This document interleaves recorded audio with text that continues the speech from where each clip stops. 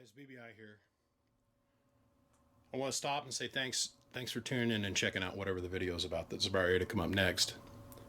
If you could take a minute and hit subscribe, I'd greatly appreciate it. And if you enjoy what you've seen here, make sure to hit the like button. We'd greatly appreciate your support. Anyhow, guys, all that aside, let's get on with the show.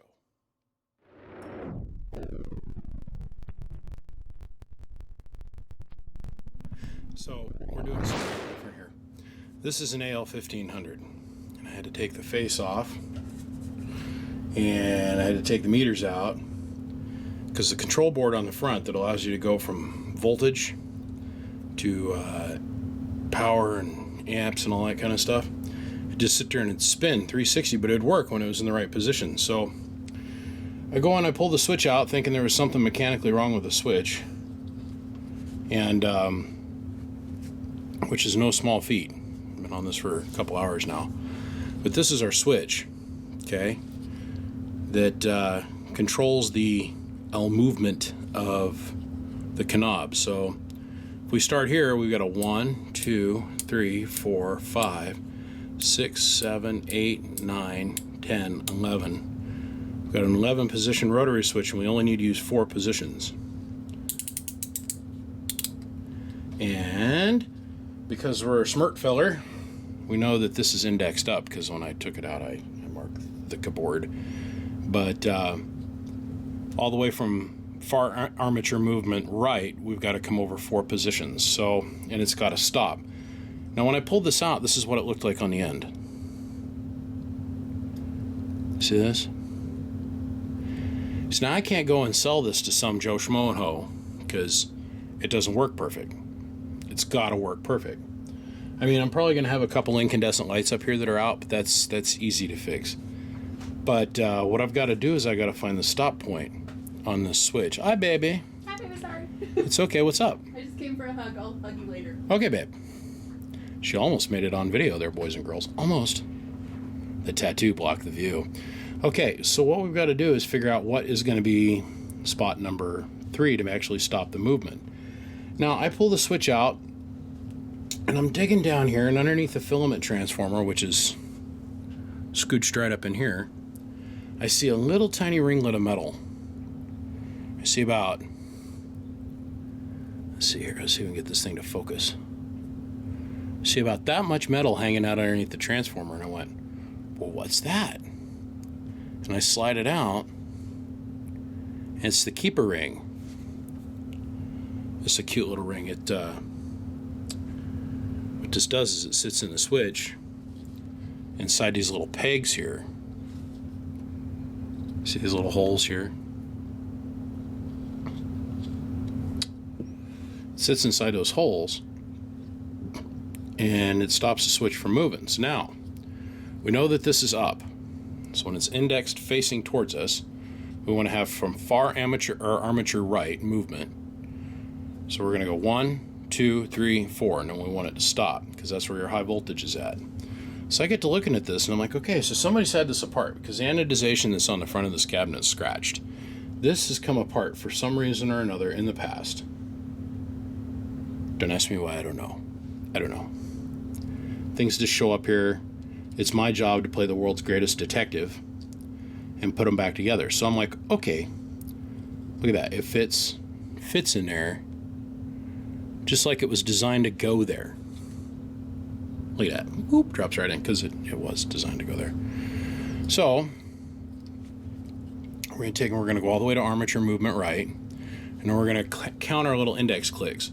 1, 2, 3, 4. Nope, still going. 5, 6, 7. Okay, now we've gone to 7. So we've eliminated 3 positions. All right. So now, what I was thinking in the very beginning is like, man, I got to make sure I got this marked, and I had it set up for when it was in the metered position that it would be 4. Now, the contact points on this thing are labeled 2 and 11. There's no 1. So it goes 2, 3, 4, 5, 6.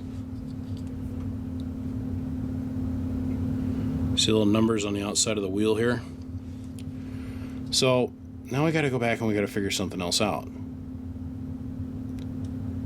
Do we want to index this left to right or right to left? So what I figured out is it's going to start over here on spot 11, not spot 1 or spot 2 as this thing is indicated. We're going to come over here and we're going to assume with assholes and buttholes that in far right position that's going to count as indexed 1, and we're going to go 2, 3, and 4, okay?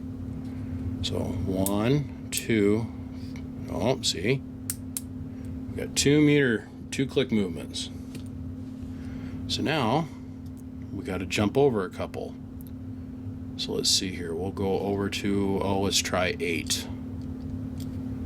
You see there's an indexing pattern with the stopway on it. 1, 2, 3. Oh, 1, 2, 3. We need 4. Okay, so when it's in the position of 8, we're so close. So let's put it in position of 9. 1, 2, 3, 4, 5. I think it wants to be in position 7. Now you guys would be fooling yourselves if I hadn't already worked all this out on camera so I could sit here and explain to you like I'm an expert. Maybe I did, maybe I didn't. You'll never know, because I'm not telling. Magician never tells us secrets. Okay. 1, 2, 3, 4, 5, 6.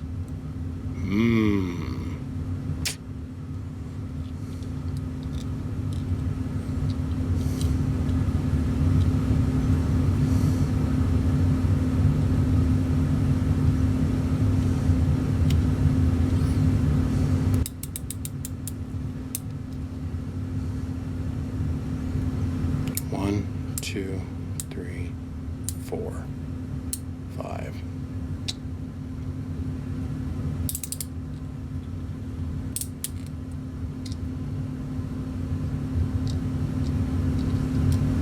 There we go.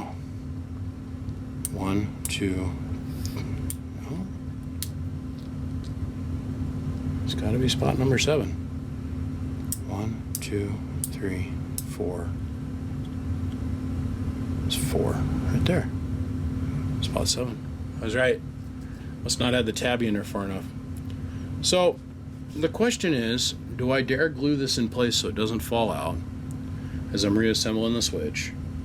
Do I see if I have another little washer to put in here or something that I can thread on here to make sure that it doesn't flop around? Because I don't want to lose this indexing. Even though I can see it, it'd be a pain in the butt to get it all put together this way. I'm not going to glue this. This is a mistake to glue this. But if this nut backs off, this keeper piece can come out and the knob can start to free spin. So we're probably going to need to Loctite this in place. What do you think? All right, let's put this back together. Got a little bit of skip coming in out of the black gold right now. Let's see if it starts to come up. It's only like 1 or 2 S units right now, so just got the radio up.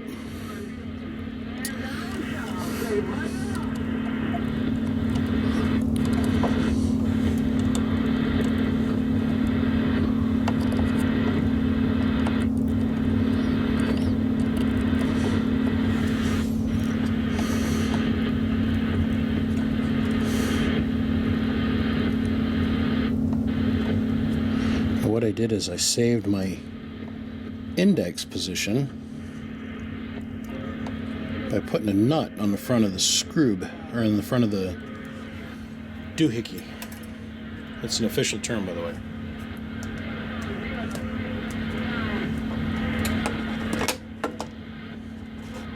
So meters are held in place by being pressed up against these little stop washers and the faceplate. Since the faceplate's down, guess what that means? Meters can flip-flop around on us.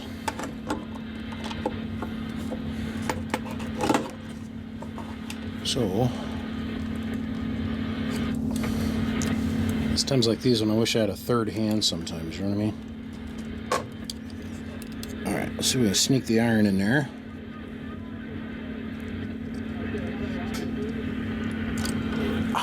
Son of a gun.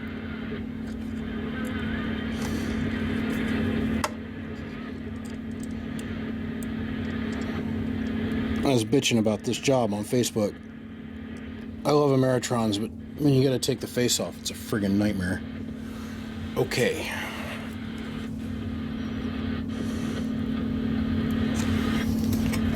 Alright, everything's soldered back together, right?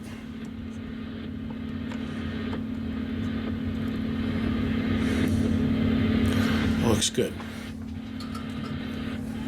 Okay.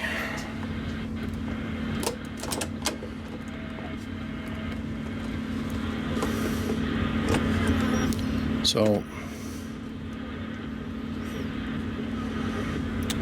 I think I can leave that nut on there, actually.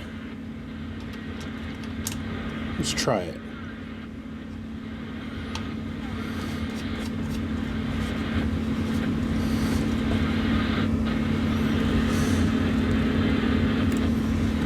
I don't think I'm going to need to take that nut off. This will actually make it better.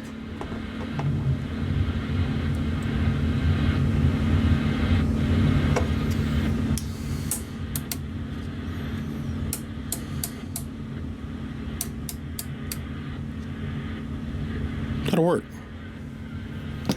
That will work. I got one small other problem that I got to fix. So at some point or another, see, coming out of the back is this little wire here, and this is the wire that you cut and modify it to make it work on 10-11 meters. It's kind of arcing over. So I want to go in here, and this is the band switch, by the way, the front side of the band switch for an AL 1500, 1200, 800, and so on. I want to go in here and I want to pull that wire, disconnect it in here, and then replace it with something that's made of Teflon, so I don't ever have to worry about it arcing over again. So let me hunt that down and I'll show you. Okay, so what we're looking at now is I went in and I removed this piece of rubberized wire. So what was happening is it was arcing. I get it out of the box and I noticed that the indicator knob isn't working right for whatever reason. So I knew I was going to have to take the face off, but I was able to get this thing into 10 meter mode, and I go to load it up to make sure the tube works, which it does at full potential. And it goes bzzz and starts arcing. What it was doing is RF was jumping from this wire here, to one of the pass-through wires on the inside, which we're going to go and take care of here in a second. But I replaced it with this wire here, and I've replaced it with Teflon. Okay. Which has got a higher dielectric to it. So we'll solder that in place. Now, the other thing is that, let's see here, let me identify it before I start poking my fingers around in here. This is your input coax. This little tiny piece of Teflon wire that's in here, right here. Okay. And then it goes through the magic band switch over here and it does its little job.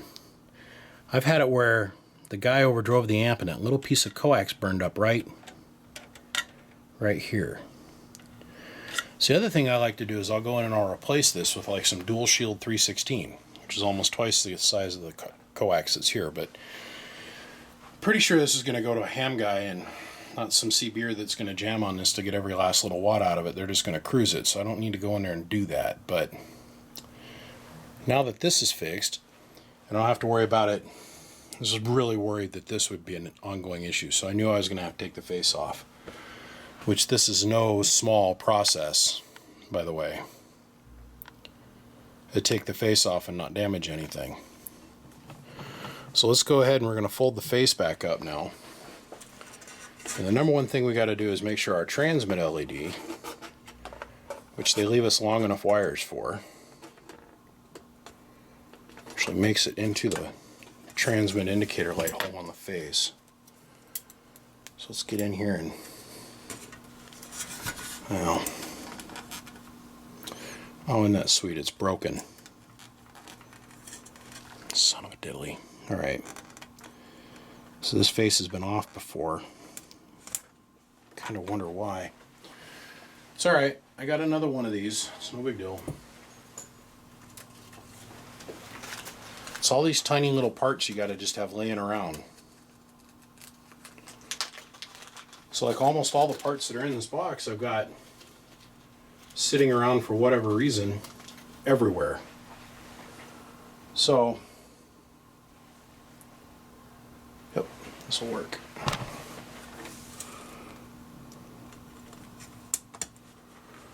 So now we'll take our LED, put it, no.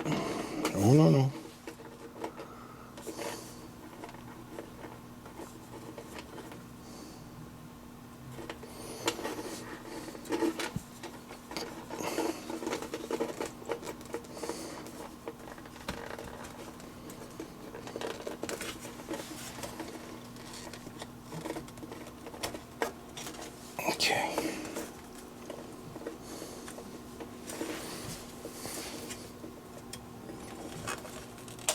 There we go. Make sure the legs aren't going to touch, because I don't want to have to come back in here again. All right.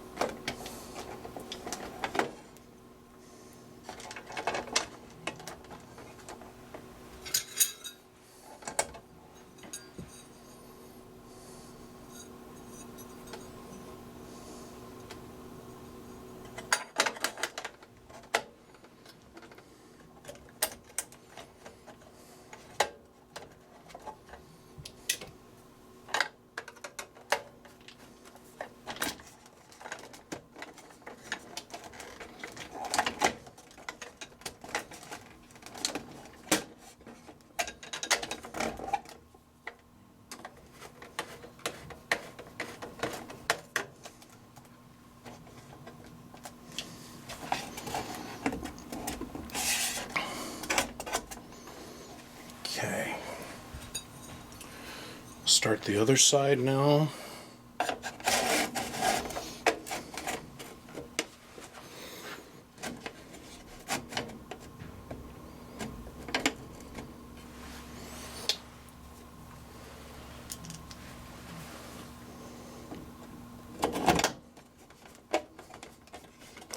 I remember the first one of these I took apart. Seems like it was about 1,000,000 years ago, but it was probably only about 5 or 6 years ago.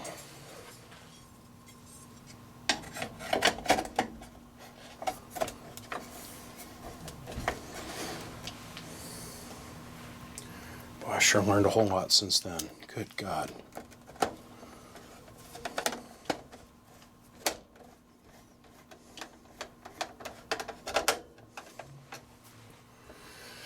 So there's a couple little small pieces that you got to keep in mind. You got to keep an eye out for when you're taking a faceplate apart. Is there's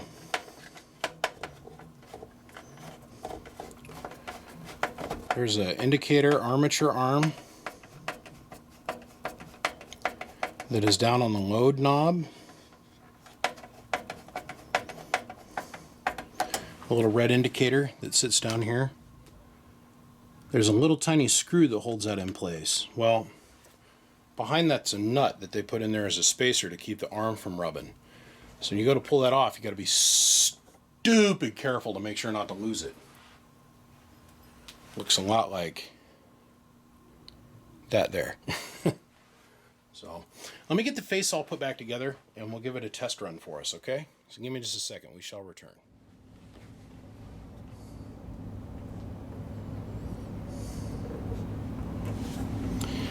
Yep. Give me one guess. 1, 2, 3, 4, 5. And I had a 50-50 chance. So is it going to be indexed all the way to the right? Or it's going to be indexed all the way to the left?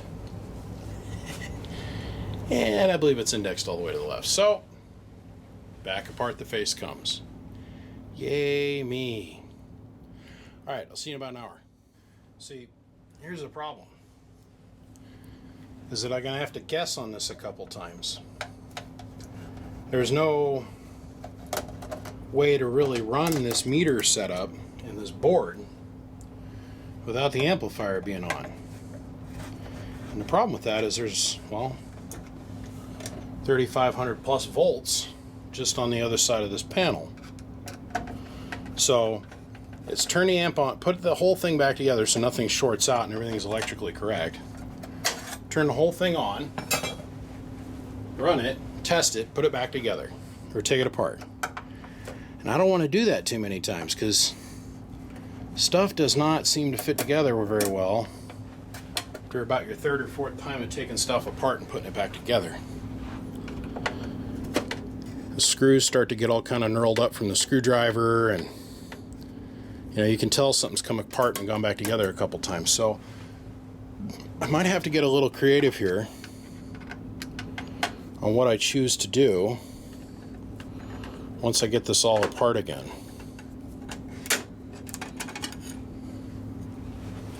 Either way, I got to re-index that knob. It's not right. And I'd rather spend a little bit of time here than having to explain to the customer, well, just ignore that switch. It doesn't really matter. Yeah, it does matter a lot. So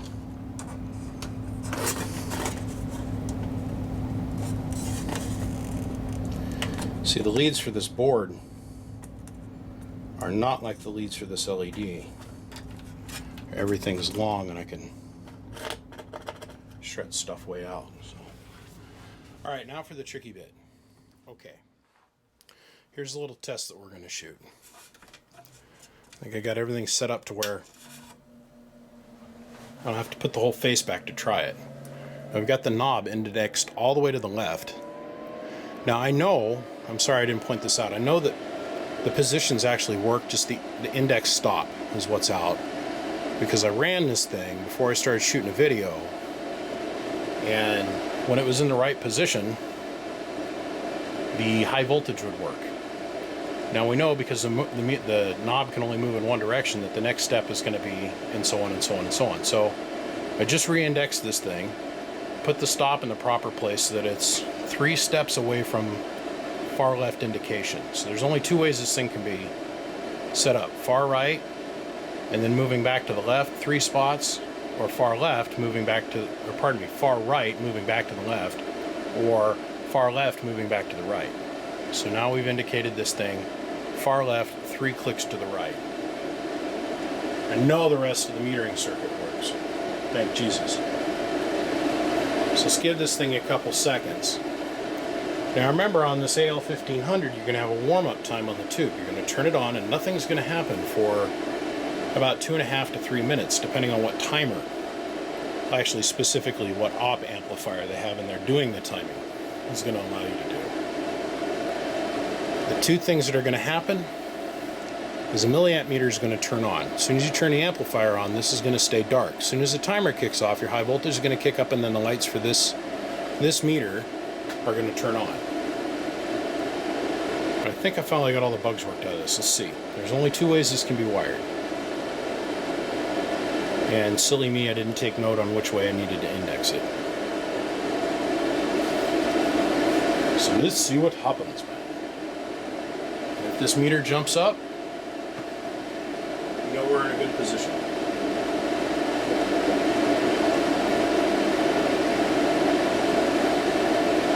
Between you and me, this is a silly design on the switch. I mean, it makes sense. You want to have a multi-position switch, and all you got to do is move a little collet. Ha ha ha, yay. All you got to do is move a little collet. So you can have one switch work for 10 different things, but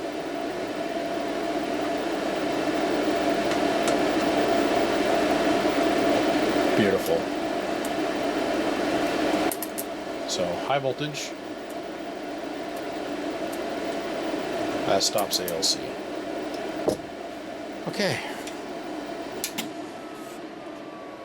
Bleeders are working. All right. put the face on it. Yay, should have done this the first time.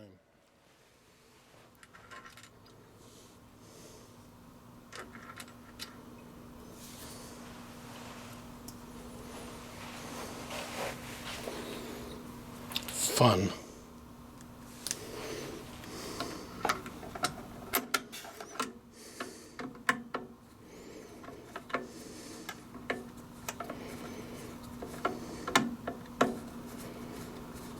There we go. The trick is not to over tighten these. Over tighten them and you're going to have rub. It'll rub. Okay. Wrong Allen key. Here we go. Oh.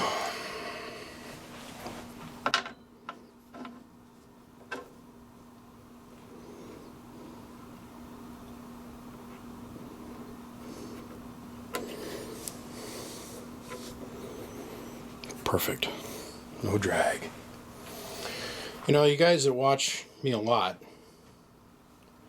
have seen me do this on countless other amps. So now if you're to buy this on Fleabay, let's say, okay, this is the downside with buying things on Fleabay, is you would have got this thing, and of course they're going to advertise it mint. You know, pristine, 100%, good to go. Got down, Roger, Roger. And you get it on this end, on your end, and you end up having problems with it, like the auxiliary modification arcing over. I've worked on a lot of these. I've never seen one of those arc over, and it was just the way the wire was laying in there. It was so close to one of the inductors on the tuner network that it was jumping to it.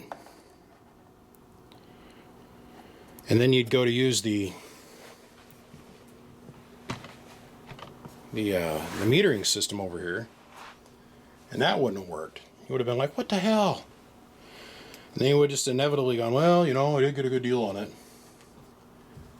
That's the upside of the things coming here. It's like that wizard. Every once in a while you get yourself a little gem like that, where somebody spent enough time to go through and work all the little bugs out of it.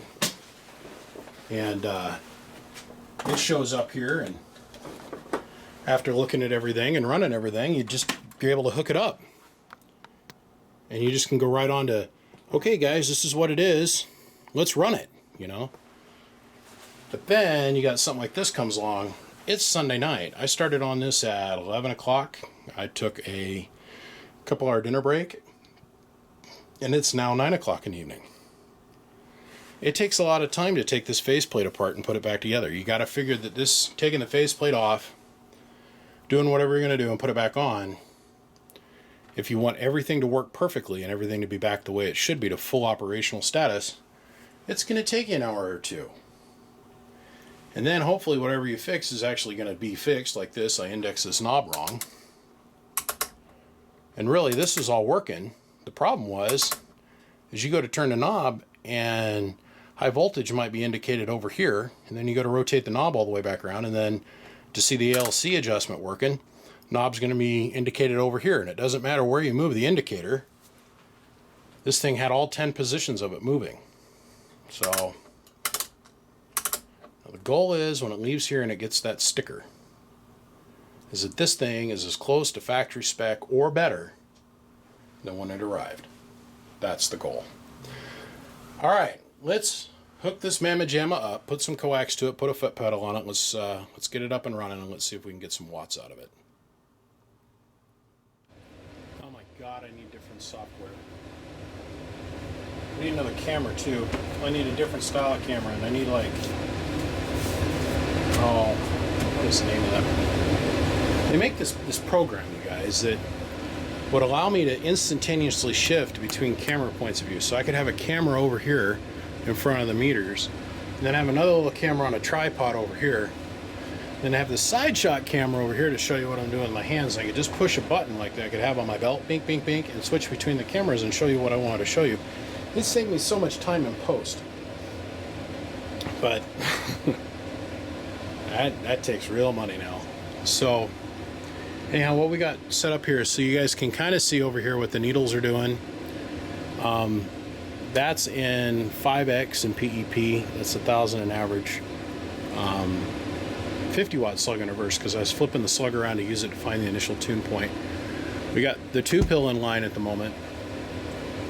I just want to show you something here real quick. As soon as this thing gets warmed up.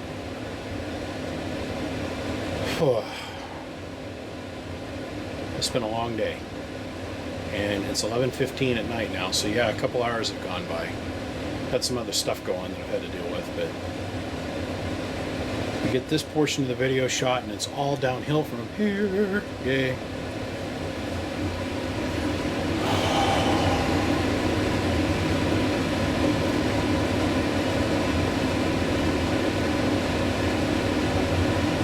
I think I got all the indexing straight. Yes, we're good. So our red indicator needles over here on the face of the amp are all in the appropriate place for the 10 meter position that we're going to currently run. So here's my foot pedal. Let me show you what we're going to put into this for drive. About 200 watts. So step on the pedal. There's 3,000. Working. Pegging it in the corner. ALC circuit's working. And you can see the needle over there moving for output power. Oh, I need a different tripod too. Okay, so let's start showing you up close and personal details. Now I know that we got this lamp out.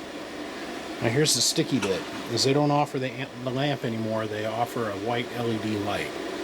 So if you want to change it over, whoever ends up buying this box, that's on you.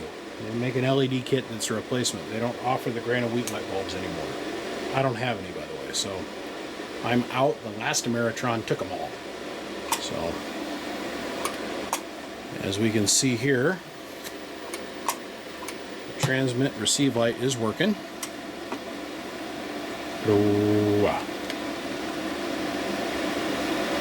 It's in the ALC position, output power position, in a corner,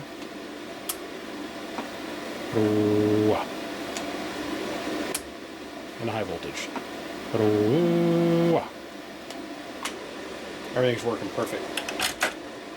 So technically the repair portion of this thing is done. I'm done twiddly dinking around with it.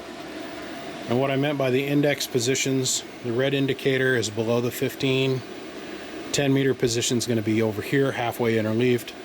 So that means all the rest of the bands on this particular unit. 160 is going to be somewhere in here, of course. And the same with that, it's going to be over here in the 2, 80, 40, 20, 15, and then of course we're operating in the 10 meter position as we sit.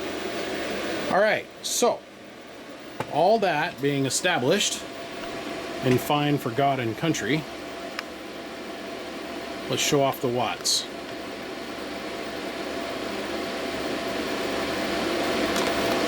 All right, so with us putting, remember this is in a 5,000 watt meter scale, 200 watts of drive in, 3,000 out. Tube's at full potential.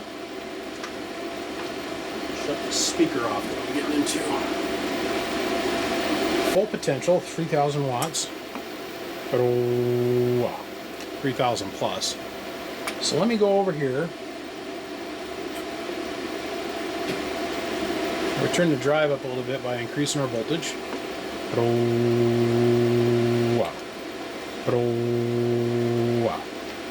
So we're going to go up to about 350 watts of drive. Turn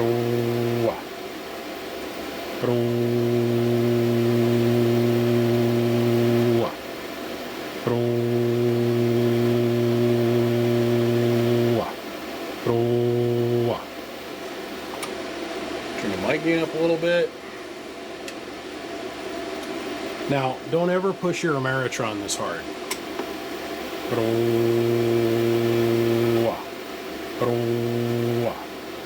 3,500 watts. Hello. Hello. Hello. Hello. That's all she's going to give us.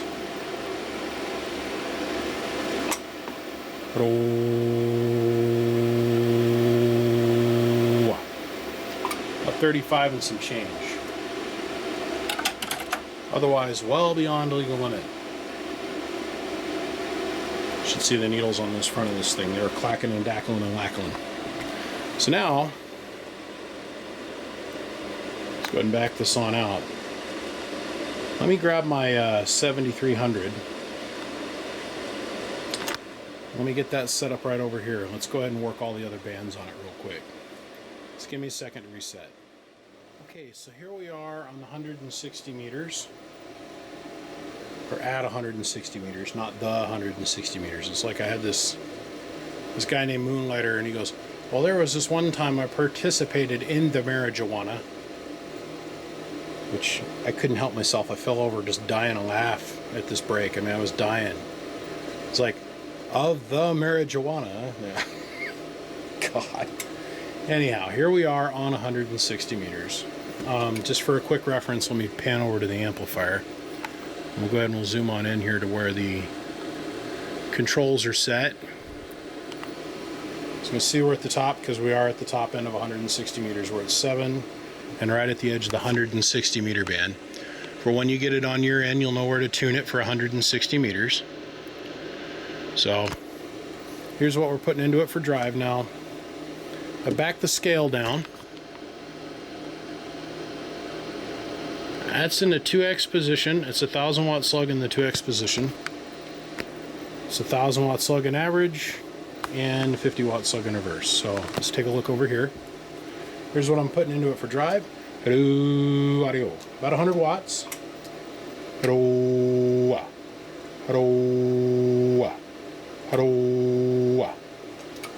Well over the legal limit, 1,800 plus watts with 100 watts worth of drive. Okay. Now, let me zoom back out. I'm going to pause this on to 80 meters. Okay, so here we are on the 80 meters. No, here we are on 80 meters now. And same test as before. Zoom on in. Now we're right at the edge of the 40, and we're right above 40, or the 4 on the bottom meter. So then we'll scoot on over here. Once again, 1,000 watt slug in 2x position.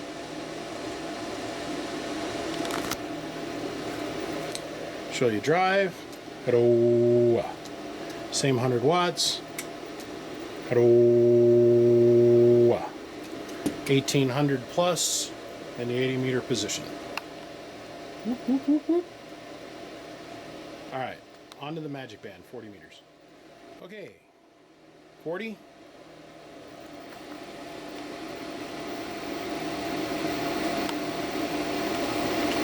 So you can clearly see we're sitting between 40 and 20, and we're down here at about 25 or 2.5. Okay, let's go ahead and scooch back on over to the watt meters. The 40 is really performing well. I mean, it's really performing well. Here's 40 meters drive. Hello. Still about 100 watts. Hello. Hello. Beautiful. $2,000 in the corner. Okay. So on to 20 meters. Here we come. Whoop, whoop, whoop. Okay, so here we are on 20 meters. Let's go ahead and stay consistent. Zoom on in here. 4.5, right here at the edge of the 15.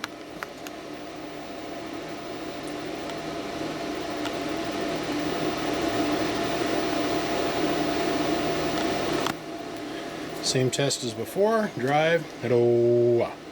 Hello. There's our 100 watts. Hello. Our 2,000 full output. Okay, on to 15. Oh boy, we having fun yet? Alright, so here we are on 15 meters. Same thing as before. Zooming in.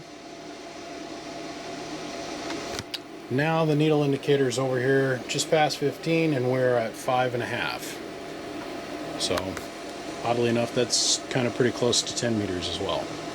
Imagine that. Okay, last but not least, 100 watts drive, 2,000 watts out. So guys, listen. What I have here is an Ameritron AL 1500, fully functional. The only thing that's wrong with this guy is this one light's out, right here. I'm not going to replace it, I don't have the incandescent. So if you want to buy the upgraded LED kit, go right ahead. No big deal. But trust me, we're going to reflect that in our price. Now, look. I know what we're into this amp for, and I know what we got to get out of it. And guys, we're pretty stiff on what we want for this amplifier, because we know that this is the one that everybody and their brother is going to want for Christmas. Now, when you receive this thing, you're going to receive 3 packages. The amplifier itself, the transformer in a separate package, and the tube in a separate package. And we've got to do that for safety reasons for the amplifier itself. We cannot ship it with the transformer installed. So let me pull the camera off the tripod here real quick, and we're going to do a flyover on the amp, and I'm going to show you where everything gets hooked up to real quick on the inside. Okay? Be right back. Let me show you the inside of this thing real quick. It's clean. It hasn't been boogerfied. There's been no chop shop boogery going on the inside. You can have your brown and white wire. It's going to hook up to this bottom plug. Okay? Solid black wire is going to hook up to the second plug. Your black and white wire is going to hook up to the third plug. And your brown wire is going to hook up to the relay. Exactly per the instruction manual. Now the secondary side on the transformer, you're going to hook this up. These red leads are going to go to the rectifier board. One here and one there. When you receive this, these leads will be tied together with a little piece of wire. You'll need to remove those, and then the mounting hardware will be on those screws and nuts right there. Okay? You'll need to insert the tube into the socket and hook up the high voltage to the anode. Alright? This has been modified to work on 10 meters. That's what this wire is right here. See this little guy, this little Teflon wire? If you want to go back to the stock position, so 10 meters does not work, you're going to take this wire and solder it to this clip right here on the board. That's all there is to it. Now guys, we both know that this amplifier retails for $4,300. That's the cheapest version of this amp. It's about $4 grand. On a scale of 1 to 10, because of the LED, I'm going to give this a 9.8. There's no scratches, there's no blemishes, there's nothing on this. The tin is in beautiful conditions. There's no scratches, no dents, no dings, no nothing. The back of the thing, pristine. No scratches, no dents, no dings, no blemishes, nothing. So listen to me when I say this to you. We are firm at $2,900, and it's worth every penny, plus the ride. Now I'm going to tell you the shipping. You guys are going to be, oh, the shipping's astronomical. No, got a new company that we're working with. And we've had some really good successes with it. I'm pretty sure that the shipping is going to be pretty close to maybe about $150, $200 at the most. So for $3,100, you're going to get yourself an AL 1500 with a perfectly good brand new iMac tube in it. iMac. You can see the red print on it. Okay. It's a real deal. This isn't the Chinese tube. It's an iMac tube, straight up. All the bells and whistles of an Ameritron AL 1500 for $2,900. Guys, give me a call. We're open for business. First one with the cash gets the box. Guys, I gotta go. You call me, you're gonna pay me for the amp. Tomorrow we'll get the shipping quote, or if you get a hold of me tomorrow, we'll get the shipping quote in the afternoon. We'll get that money squared away. The two things are separate, just like what we did on the Wizard and the other Ameritron that were here. So, on that note, you guys, I'm out of here. Appreciate y'all tuning in. Bump bump from the biggest duck in Idaho. I'll see you. Bye.